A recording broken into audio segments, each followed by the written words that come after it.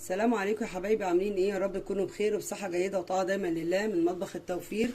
اختكم في الله الشيف زينب عبد الحميد. هنعمل النهارده البوريك بحشو السبانخ والجبن زي ما حضراتكم شايفين في غايه الجمال.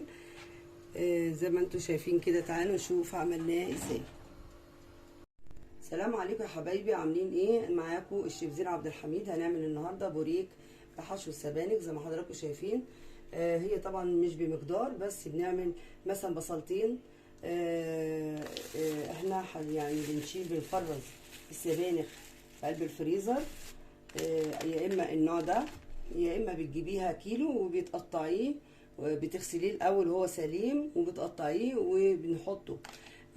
عندنا جبنه قريش، كميه مثلا يعني اللفه الواحده بتاخد ربع كيلو، فاحنا مش بمقدار، يعني احنا بنعمله بالكميه اللي احنا متوفره عندنا. لو متوفر عندك يعني.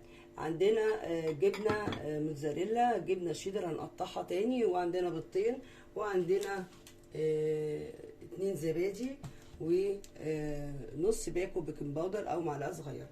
هنبتدي على طول يا حبايبي نحط اول حاجه البصله على النار. هنحط معلقه سمنه، وكده هنحط البصل. اول ما تصفر نحط لها الثوم. هنحط التوابل: ثوم باودر، كزبره، فلفل، بابريكا مدخنه او سماق. هنحط بقى السبانخ وهنحط الملح. زي ما انتم شايفين احنا في انتظار ان الميه دي تتشرب. زي ما انتم شايفين كده فيها ميه، هنقلب لغايه لما الميه تتشرب، عشان ما ينفعش يبقى فيها ميه وانا بحشيها في الجلاش. عقبال ما تتشرب السبانخ ابتدي اعمل الماكس الجبن بتاعي. عندك الاختيارات، تعملي الجبن اللي انت عايزاها. زي ما انتم شايفين كده جبنه قريش، امسك واحده واحده وهرسها كده اهوت. بعد ما هرسنا الجبنه القريش الكميه اللي احنا عايزينها، اللي بقى بنشيله في كيس بلاستيك ونعمله لاكلات ووصفات تانية. هبتدي بقى اعمل الجبنه الشيدر، اقطعها كده. طبعا زي ما انتم شايفين نعمل كده، مفيش ميه، يبقى هي كده خلاص. طبعا انا السبانخ لما باجي افرزها بحط لها كزبره معاها خضره يعني، فمش هقول لكم الريحه عامله ازاي، جميله خالص. هطفي عليها واسيبها تهدى عشان اضيف لها الجبن بعدين. ادينا حطينا الجبنه القريش والجبنه الشيدر، وادي الجبنه الموتزاريلا ماكس جبن، زي ما تحبي يعني، ممكن تشيلي حاجه على حسب ما متوفر معاكي. هنحط بيضتين زي ما انتم شايفين كده، واقلبهم كويس قوي، واحط لهم فلفل اهو، ممكن تحطي شطه.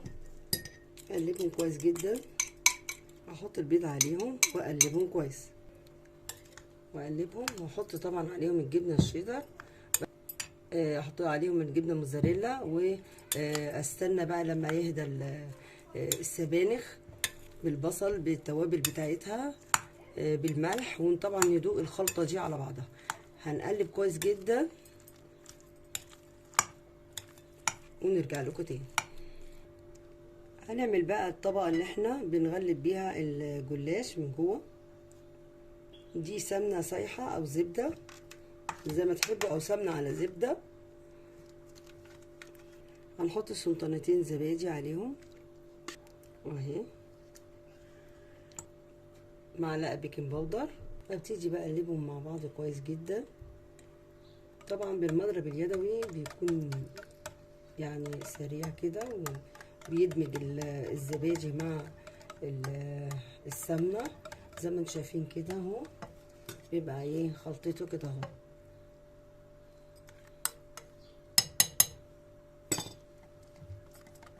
السبانخ بردت، هحط عليها الجبنه الشيدر والقريش زي ما انتم شايفين، وبعد كده الموتزاريلا زي ما انتم شايفين،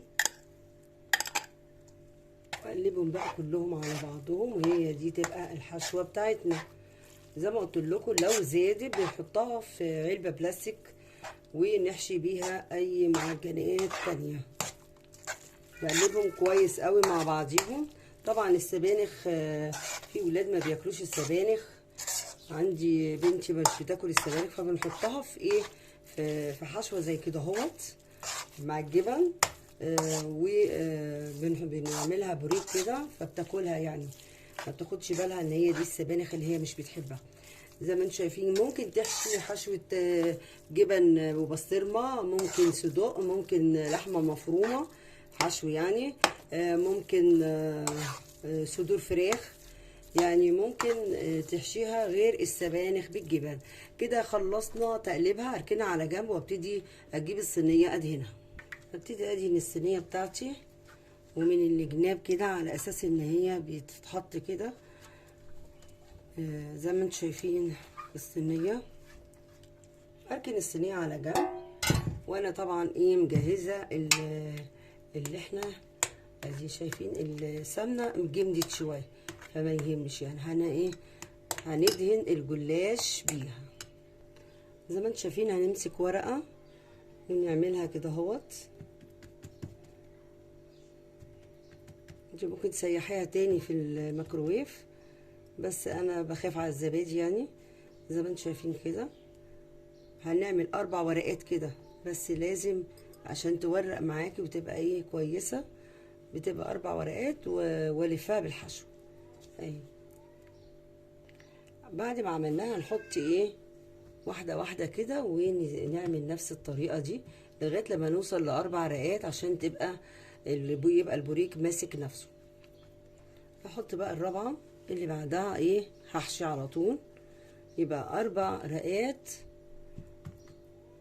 واحشي زي ما انتم شايفين كده اهوت. اوزع عليها كل الايه السمنه والزبادي.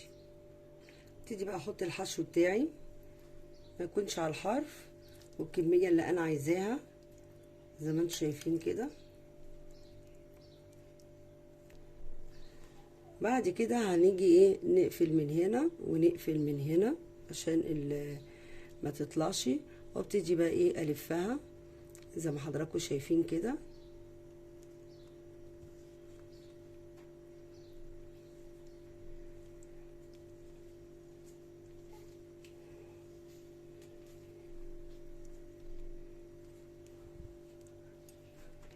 هنحطهم بقى في زي ما انتم شايفين كده.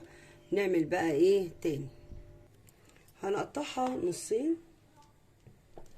قبل ما ايه ما ادخلها الفرن زي ما انتم شايفين. هبتدي بقى ايه احط لها من فوق كده اهوت سمنه زي ما انتم شايفين. زي ما انتم شايفين كده هنحطها بقى على الفرن. هنحط عليه شويه حبه بركه او سمسم، وادي حبه السمسم اهي عليه، وهنحطها في الفرن درجه في الوسط درجه وسط، واول ما يحمر وشه نطلعه. وادي بقيه الحشوه احطها في يعني في بلاستيكيه واستعملها في وقت تاني. وادي البوريك بتاعنا جميل اهو. تيجي بقى ايه اطلعه مع انه سخن، بس ايه اذان المغرب هيأذن اهو فانا هلحق اطلعه. وبكده خلصنا زي ما حضراتكم شايفين البوريك بالسبانخ وفي غايه الروعه وجمال وريحته حلوه. المفروض يهدى وتقدروا تعملوه في منتهى السهوله. يا رب يكون سهل وبسيط عليكم تقدروا تطبقوه. دمتم في رعايه الله وامنه، واستودعكم الله الذي لا تضيع ودائعه، والسلام عليكم ورحمه الله تعالى وبركاته.